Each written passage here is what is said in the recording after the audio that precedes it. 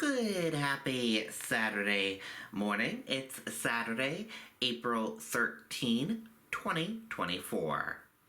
I'm Riley King, and welcome to your Saturday morning edition of WRMK News 12 Morning Newscast. We have a lot of news to get to this Saturday morning, so let's get started right now. First up, man accused of firing gun on I-93 breakdown lane after running out of gas. Let's take a listen to that report from WRMK News 9.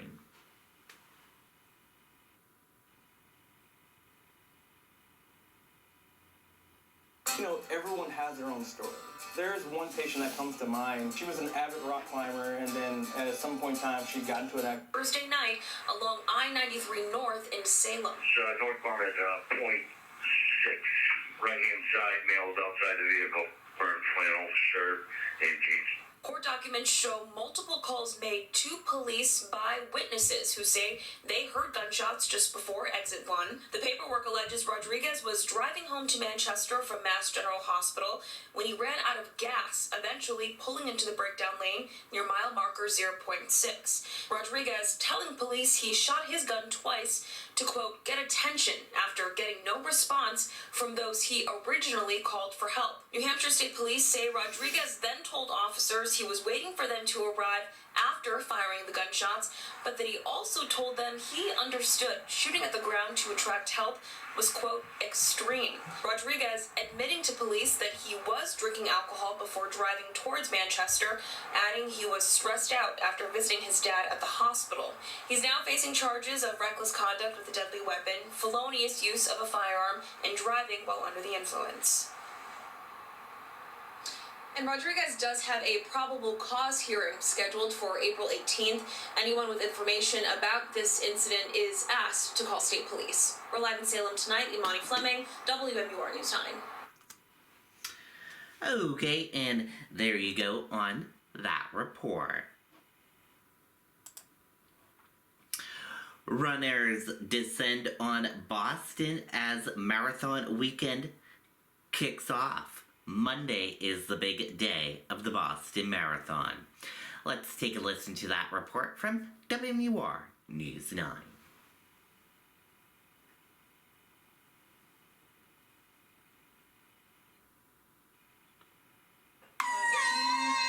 It's the greatest time of year, and no, it's not the holidays, it's the Boston Marathon, and for runners, it might as well be Christmas. I love it. It's the most, it's the most iconic race in the world. People from all across the globe pouring into Boston for this iconic race. Boston is just, it has its own mystique. It's probably the most famous marathon in the entire world.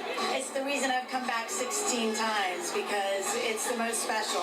That feeling of stepping over the finish line, overwhelming for some. You're crying! Many coming back year after year. My 40th anniversary, my first was 1984. Some for their first, like Briar Rose from Florida. She'll turn 18 on Sunday and says she's the youngest runner in this year's race. I did my first marathon when I was 9.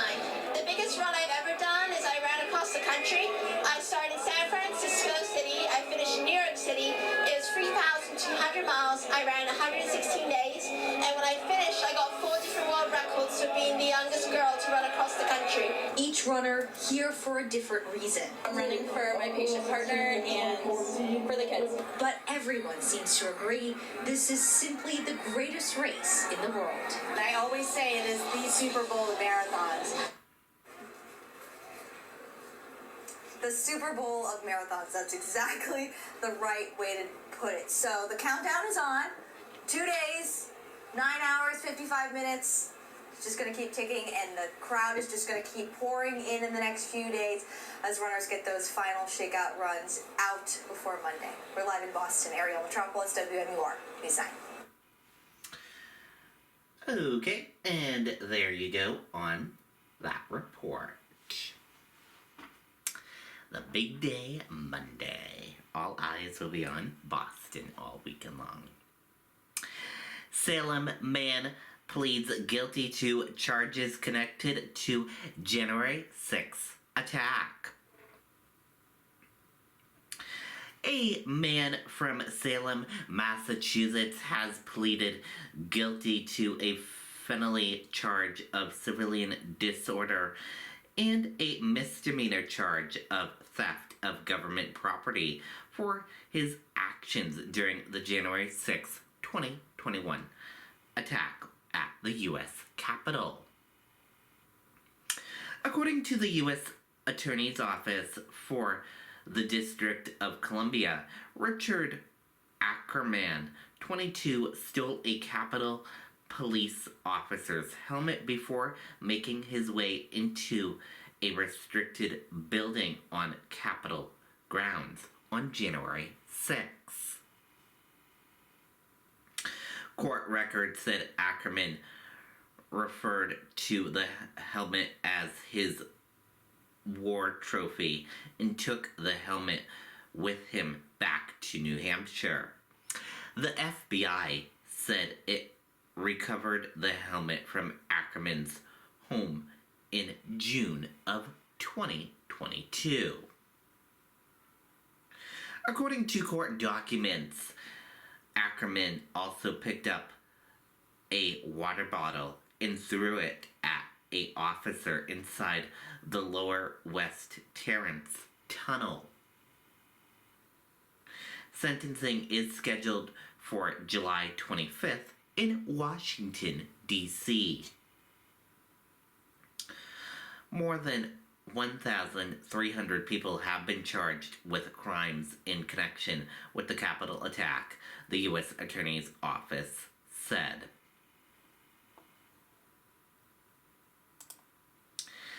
House Speaker Mike Johnson visits Trump at Mar-a-Lago.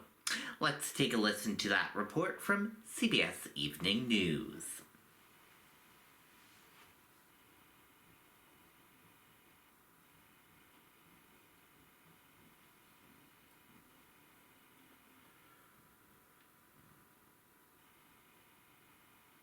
House Speaker Mike Johnson is with Donald Trump tonight at the former president's Mar-a-Lago resort after appearing together publicly for the first time since Johnson took that post. The top House Republican flew to Florida as he's facing a revolt from conservative members of his conference. CBS's Robert Costa reports tonight from Palm Beach. Former President Donald Trump and House Speaker Mike Johnson, two men who fought to overturn the 2020 election, called a press conference today to argue non-citizens should not be able to vote, despite the fact it's already illegal. The House Republicans are introducing a bill that will require proof of citizenship to vote. It seems like common sense. The Illegal Immigration Reform and Immigrant Responsibility Act of 1996 explicitly bans non-citizen voting in federal elections. Yet Trump and his allies have falsely claimed non-citizens constantly vote in elections. The nonpartisan Brennan Center, which tracks voting issues, says examples of non-citizens voting are extremely rare. For the embattled speaker, today's pilgrimage to Mar-a-Lago was a chance to get a needed boost from the former president, as some Trump allies say Johnson is failing. I explained all the reasons why he failed as our speaker. In recent weeks, Johnson has seen his grip on the gavel loosened, as he has stumbled to find votes on surveillance legislation and funding for Ukraine. And his work on some bipartisan measures has sparked talk of a possible coup.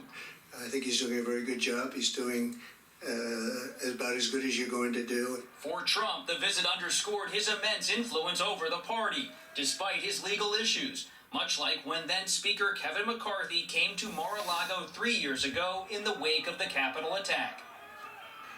And on Monday, former President Trump's criminal trial over hush money payments in 2016 is scheduled to begin. Trump told me today he plans to take the witness stand and that jury selection will be the luck of the draw. Nora. That's a big headline out of today. Robert Costa, thank you. Okay, and that does it for this edition of your Saturday morning edition of WRMK Morning Newscast. Thank you for tuning in and watching. Have a great rest of your Saturday, and I'll see you back here later on today for another newscast. Goodbye, everyone.